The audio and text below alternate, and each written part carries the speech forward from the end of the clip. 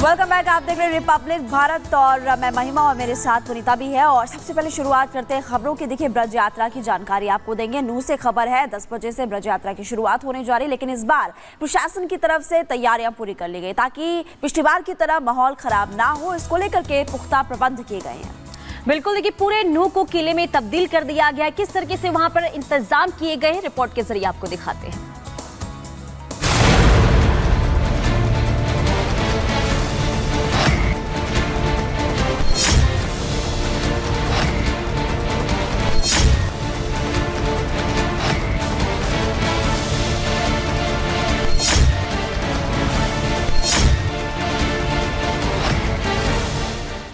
कहते हैं जो लोग अतीत को याद नहीं रखते उसे दोहराने के लिए अभिशप्त होते हैं। जी हां, ब्रजमंडल यात्रा के लिए इस साल हरियाणा सरकार ने जिस तरह की सुरक्षा व्यवस्था की है उसे देखते हुए ये कहना गलत नहीं होगा कि नूह में पिछले साल ब्रजमंडल यात्रा के दौरान हुई हिंसक घटनाओं से हरियाणा सरकार ने अच्छे से सबक लिया है। इसलिए इस बार वहां ब्रजमंडल यात्रा के लिए सुरक्षा के ऐसे इंतजाम किए गए हैं कि इस बार वहां परिंदों के लिए भी पर मारना मुमकिन नहीं। बिल्कुल, हम पूरी तरीके से तैयार हैं। करीब 2000 लोगों को इस यात्रा को सफल बनाने के लिए हमने डिप्लॉय किया है। किसी प्रकार का हथियार, लाठी डंडा, ये चीजें ना लाए, पूरे अमन चैन से यात्रा सफल की जा सके। ब्रजमंडल यात्रा शांतिपूर्ण तरीके से निकले और यात्रा के दौरान किसी तरह की कोई गड़बड़ी ना हो, इसके लिए इस बार दोहरी तैयारी है। एक तरफ जहां इस बार और आगे बढ़ते हैं। देखिए, लगातार आपको बताते क्या इंतजाम किए गए हैं। नूह में शोभा यात्रा सुरक्षा का सख्त पहरा। नूह में आज ब्रजमंडल यात्रा निकाली जाएगी, जिसको लेकर प्रशासन की तरफ से पूरी तैयारियां कर ली गई है। आज श्रद्धालु और साधु संत यात्रा निकालते हुए नजर आने वाले हैं। उसके अलावा बजरंग दल के कार्यकर्ता इस यात्रा में, ब्रज यात्रा में शामिल होते हुए नहीं नजर आएंगे। ये भी आपको लगातार हम जानकारी दे रहे हैं। और इसके अलावा सुरक्षा का भी सख्त पहरा किया गया है।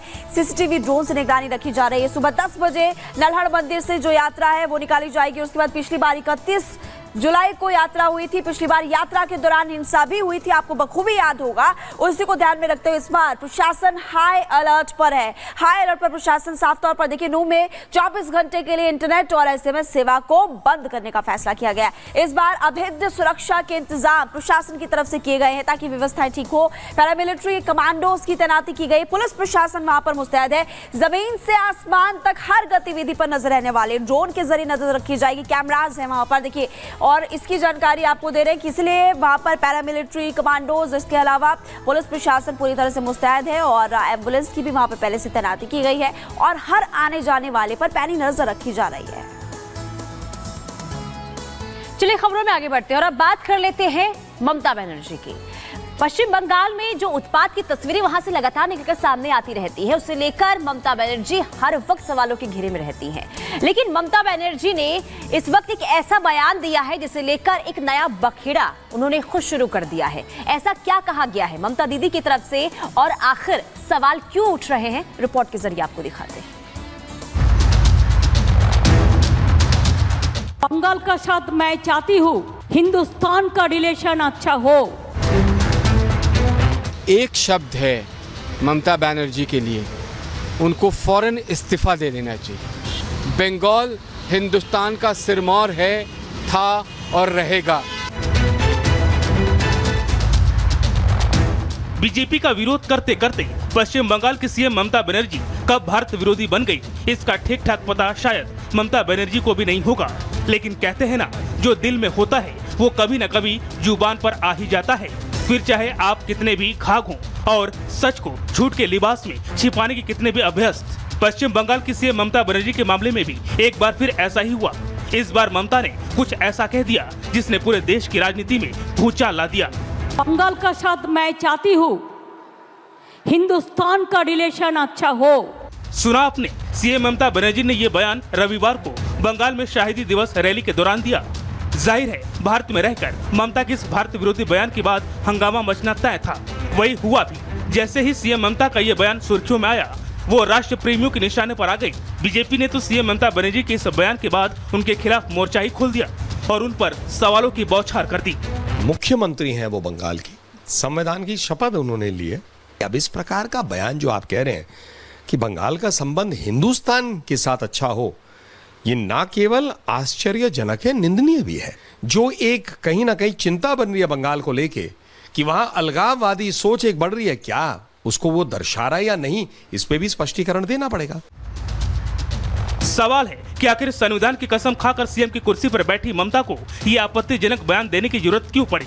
तो ये समझना भी कोई बड़ी बात नहीं है, क्योंकि ये बात जग जाहिर है कि सत्ता में बने रहने की ललक ममता दीदी पर कुछ इस कदर सवार हो चुकी है कि वो जिन अल्पसंख्यक वोट बैंक और घुसपैठियों के वोट बैंक को सीएम की कुर्सी का आधार समझ रही हैं, वो पश्चिम बंगाल भारत का अभिन्न अंग है और वो भारत के संविधान से बंधा हुआ है, जहां इस तरह के बयानबाजी की कतई इजाजत नहीं है। यही वजह है कि ममता बनर्जी के इस बयान ने ऐसा तुल पकड़ा है कि यह घमासान फिलहाल शांत होता नहीं दिख रहा है। इसी कड़ी में बीजेपी नेता अमित मालवीय ने भी सीएम ममता बनर्जी को घेरा। ममता बनर्जी को पता होना चाहिए कि पश्चिम बंगाल भारत का अभिन्न अंग है। लाखों क्रांतिकारियों ने हिंदू बंगालियों के लिए अपना खून बलिदान किया है।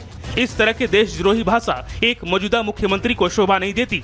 उन्हें भारतीय राज्य की शक्ति और बंगाल के लोगों के गुस्से को कम नहीं आंकना चाहिए। सुहरावर्दी 2.0 बनने का उनका सपना आने वाले समय में एक सपना ही रहेगा।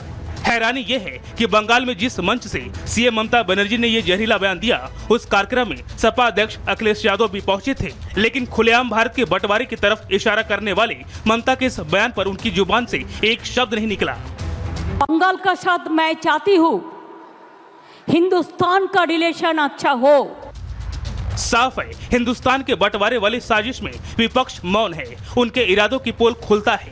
बहरहाल बंगाल के लोगों के मन में अपने ही देश के लिए ही नफरत का बीज बोती दिख रही ममता पूरी तरह से एक्सपोज हो चुकी हैं। देखना यह है कि इस गंभीर मुद्दे पर विपक्ष अपनी राय जाहिर करता है या फिर देश के खिलाफ ममता की इस राजनीति में पूरी विपक्ष अमला अल्पसंख्यक वोट बैंक की मौका परस्त सियासत के लिए चुप्पी मार जाता है। Bureau report, Republic Bharat. इस रिपोर्ट के जरिए आपने देख लिया विपक्ष ममता के इस बयान पर फिलहाल कुछ नहीं कह रहा, लेकिन सबसे बड़ा सवाल तो यह है कि ममता इतना जहर क्यों उगलती है। बंगाल में कानून व्यवस्था लचर है। आपने देखा है कि महिलाओं की पिटाई की जाती है, वहां पर कई बार ऐसे वीडियो सामने आते हैं। बीजेपी के निशाने पर ममता सरकार हमेशा से, हाई कोर्ट भी अब सरकार को लताड़ चुकी है। लगातार आपको बता रहे हैं कि किस तरह से वहां पर हाई कोर्ट की तरफ से भी टिप्पणी की गई। ममता ने बांग्लादेशियों पर एक बार फिर से बयान दे दिया। आपने सुना भी उनकी तरफ से क्या बयान दिया गया, कहा कि संकट में फंसे लोगों को पनाह वो देंगी। और बीजेपी ने सीएम ममता बनर्जी पर इस दौरान पलटवार किया उनके इस बयान को लेकर, और मदद नहीं सिर्फ वोट बैंक पर फोकस है ममता बनर्जी का, ये साफ तौर पर कहते हुए बीजेपी इस वक्त नजर आ रही है। और इसलिए सवाल खड़ा हो रहा है कि बांग्लादेश से इतनी हमदर्दी एक तरफ जहां है, लगातार आप देख रहे हैं कि पनाह देने की बात कहते हुए नजर आ रही है। बांग्लादेशियों पर इतनी ममता क्यों है ममता बनर्जी को? ममता ने दिया यूएन के प्रस्ताव का हवाला, वो ये भी हवाला देते हुए नजर आई। और इसके अलावा आप देखिए विपक्ष से जब इसको लेकर के टिप्पणी मांगी गई तो कोई भी नेता फिलहाल कुछ नहीं कह रहा ममता के इस बयान को लेकर।